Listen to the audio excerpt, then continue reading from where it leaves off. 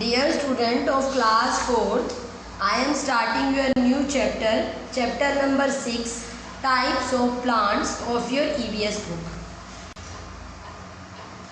The plants need soil, water, air, shelter and adequate climate to survive. देखो plants को क्या क्या ज़रूरत होती है अपने आप को सरवाइव करने के लिए। प्लांट जो ग्रो करते हैं वो आपके सॉइल के अंदर ग्रो करते हैं, ठीक है। तो प्लांट्स को सॉइल चाहिए, वाटर चाहिए, सॉइल के अंदर से उन्हें वाटर अवेलेबिलिटी होती है, कुछ हम उन्हें एक्स्ट्रा वाटर प्रोवाइड करते हैं, मॉनसून सीजन्स की वजह से भी वाटर उनको मिल जाता है।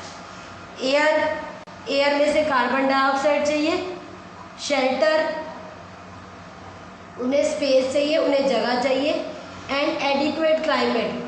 और हर प्लांट को ग्रो करने के लिए एक पर्टिकुलर क्लाइमेट की ज़रूरत होती है। हर प्लांट हर क्लाइमेट में ग्रो नहीं कर सकता, ठीक है। तो एडिक्वेट क्लाइमेट फॉर ग्रोइंग चाहिए।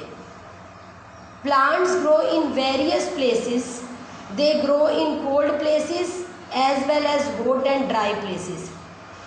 अब प्लांट अलग अलग प्लेसेस पे अलग अलग तरह के प्लांट ग्रो होते हैं, ठीक है। जैसे कोल्ड प्लेसेस पे जो रहने वाले प्लांट्स हैं, ग्रो करने वाले प्लांट्स हैं, वो अलग तरह के होते हैं। जो हॉट ड्राई प्लेसेस पे ग्रो होते हैं वो अलग तरह के होते हैं। तो जैसे हम एनिमल्स का होता है, हम लोग भी एनिमल की कैटेगरी में आते हैं, ह्यूमंस भी। तो एनिमल्स का जैसे होता है कि अलग अलग टाइप के एनिमल अलग अलग जगह पर मिलते हैं, ठीक है, क्योंकि उनकी बॉडी उस हिसाब से अडेप्टेड होती है। इसी तरह से जो प्लांट होते हैं वो भी अलग अलग प्लेसेस के हिसाब से, क्लाइमेट के हिसाब से ग्रो करते हैं।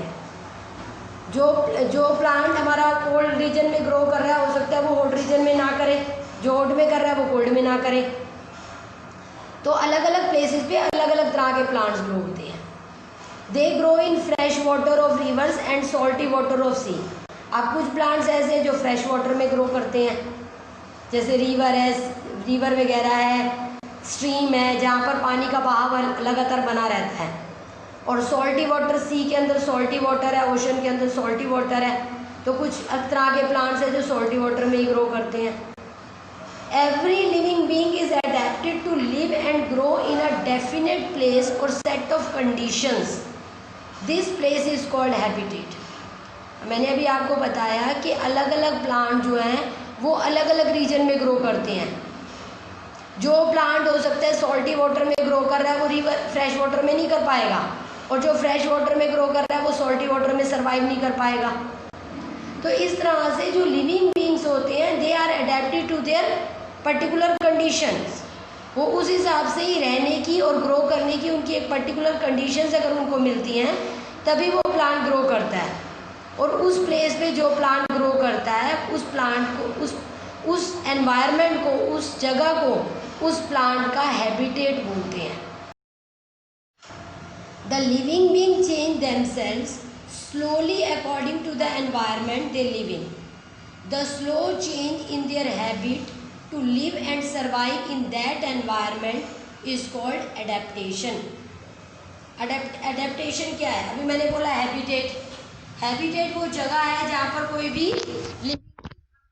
सर्वाइव कर सकता है, जहाँ पर वो कंडीशन है जो उसके रहने के लिए ज़रूरी है, जिसके अकॉर्डिंग वो अपने आप को अडेप्ट कर चुका है। लेकिन एडेप्टेशन भी कोई एक दिन में नहीं होती, उसमें कई साल लग जाते हैं। तो जो लिविंग बीइंग होता है वो अपने एनवायरनमेंट के हिसाब से अडेप्ट होने में टाइम लगाता है जहाँ पर वो रहता है। तो ये जो स्लो चेंज होता है उसकी हैबिट्स में, ताकि वो उस एनवायरनमेंट के हिसाब से अपने आप को ढाल सके, अपने आप को सर्वाइव कर सके, अपने आप को कंफर्टेबली लिव कर सके। उस एडेप्टेशन, उस हैबिट्स को बोलते हैं एडेप्टेशन। ये जो स्लो चेंज उसकी बॉडी में आता है, उसकी हैबिट्स में चेंज आता है, उसके फीचर्स में चेंज आता है उसकी बॉडी में, ताकि वो उस एनवायरनमेंट के हिसाब से रहने के काबिल हो जाए और अपने आप को सर्वाइव कर सके, अपने आप को वहाँ पर रह सके। तो these features, change in features, these change in habits is known as adaptation. तो आपका जो प्लेस है जहाँ पर वो रहता है वो हैबिटेट है, और जो उसकी चेंज इन कंडीशंस हैं, ठीक है, चेंज इन हैबिट्स हैं, ताकि वो वहाँ पर कंफर्टेबली रह सके, these are said to be adaptations. Let us read about the types of plant and how they adapted themselves to their habitat. अब हम क्या पढ़ेंगे बेटा कि अलग अलग तरह के प्लांट्स कौन से हैं और वो अपने एनवायरनमेंट के हिसाब से अपने आप को कैसे अडेप्ट करते हैं, कैसे अपने आप को उस एटमॉस्फेयर के अकॉर्डिंग, उस एनवायरनमेंट के अकॉर्डिंग खुद को रहने के काबिल बनाते हैं। ठीक है, तो first type of plants are terrestrial plants. What are terrestrial plants? The plants that grow on land are called terrestrial plants. जो plants आपके land पे grow करते हैं they are said to be terrestrial plants. Depending upon the conditions they grow in, there are different type of terrestrial plants. अब terrestrial का मतलब land plants को बोलते हैं कि जो plant land पे grow करते हैं they are terrestrial plant. अब लैंड भी एक जैसा नहीं है, लैंड भी अलग अलग तरह का है। तो अलग अलग तरह का जो लैंड है, तो अलग अलग टाइप के लैंड के हिसाब से वो जो टेरेस्ट्रियल प्लांट का जो हैबिटेट है, जो उनका रहने की कंडीशंस है, जो उनकी एडेप्टेशंस हैं, दे आर ऑल्सो डिफरेंट। ठीक है, तो फर्स्ट क्या है? Plants in plains. जो प्लांट्स आपके प्लेन्स में ग्रो कर रहे हैं। प्लेन्स का मतलब है बिल्कुल प्लेन प्लेस, जहाँ पर जगह जो है वो बिल्कुल समान है, समतल है, that is known as plain. Trees like banyan, peepal, mango grow in the warmer climate of the plains. They shed their leaves in winter to protect themselves from cold. अब देखो, जो प्लांट्स प्लेन्स में ग्रो करते हैं उनमें जैसे आपके घर के सामने भी आपने देखा होगा, कई घरों के सामने बनियन ट्री होता है, पीपल ट्री होता है, मैंगो ट्री होता है। ठीक है, तो ये प्लांट जो होते हैं, ये जो ट्रीज होते हैं काफ़ी टाइम तक, कई सालों तक सरवाइव करते हैं और ये वार्मर क्लाइमेट ऑफ प्लेन्स में ही ग्रो करते हैं। जैसे हम जहाँ रह रहे हैं वो वार्मर क्लाइमेट ऑफ प्लेन ही कंसीडर होता है। यहाँ पर गर्मी ज़्यादा है और ठंड बहुत कम है। ठीक है, और ये अपने पत्ते जो हैं वो सर्दियों में इनके पत्ते जो होते हैं वो शेड हो जाते हैं, लीव जो होते हैं वो झड़ जाते हैं। ठीक है, to protect themself from cold, ताकि अपने आप को कोल्ड से बचा सके, ठंड से बचा सके, क्योंकि ये वार्म क्लाइमेट के ही हैबिचुअल है। ठीक है, तो वार्म क्लाइमेट में ये अपने आप को ज़्यादा कंफर्टेबल फील करते हैं, ज़्यादा ग्रो करते हैं और विंटर सीजन में ये अपने लीव्स को शेड कर देते हैं। Plants in cold and hilly regions. अब पहले हमने बात की प्लेन्स की, अब हम करेंगे cold and hilly regions. Cold ठंडा इलाका, ठंडे इलाके जहाँ पर कहाँ पर है ज़्यादा? जो हिली एरियाज़ हैं, पहाड़ी एरियाज। ठीक है, पहाड़ी इलाके। ठीक है, जो ऊंचाई पे है वहाँ पर ठंड ज़्यादा होती है। There is snowfall in some areas. अब ये हिली एरियाज में क्या होता है? स्नोफॉल होती है। The trees that grow here have to survive in cold. तो जो प्लांट्स यहाँ पर ग्रो करते हैं उन्हें ठंड में ही ग्रो करने की हैबिट होती है। ठीक है, दे ग्रोज इन कोल्ड। अब इनको भी हमने डिवाइड किया हुआ है 2 पार्ट्स में, कॉनिफर्स एंड डेसिडियस। तो दोनों को 1 बाय 1 बताऊंगी। ठीक है, पहला है कॉनिफर। कॉनिफर ट्रीज कौन से ट्रीज होते हैं? They are cone shaped. ठीक है, कोन शेप ट्रीज होते हैं जिनकी शेप बिल्कुल कोन की तरह होती है। जैसे आप आइसक्रीम खाते हो ना, कोन वाली। ठीक है, आप आइसक्रीम खाते होगे, जो आपकी कोन वाली आइसक्रीम होती है उसको देखो, वो कोन बना हुआ होता है उसके अंदर। ठीक है, तो वो कोन जो होता है उसकी जो शेप होती है, इन ट्रीज़ की भी वैसे शेप होती है। ठीक है, आप डायग्राम बहुत इजीली बुक में से देख सकते हो, पाइन, स्प्रूस। ठीक है, ये कोन शेप्ड होते हैं। अब ये ऐसे क्यों होते हैं? ठीक है, क्यों? क्योंकि जो स्नो वगैरह इनके ऊपर पड़ती है ना, वो अपने आप ही स्लिप हो जाती है इनके ऊपर से।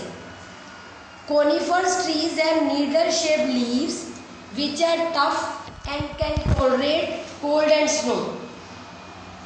ठीक है, अब ये जो ट्रीज हैं आपके विच आर कॉनिफर्स, इनकी जो ट्रीज की जो लीव्स होती है वो नीडल शेप की होती हैं, कांटेदार। ठीक है, और ये क्या कर एक से होते हैं, ये टफ होते हैं, ताकि इनके ऊपर से जो है, ताकि ये जो है वो ठंड और स्नो को अच्छे से टॉलरेट कर सकें। ठीक है, conifers trees have shape like cone and their needles are and their leaves are like needle.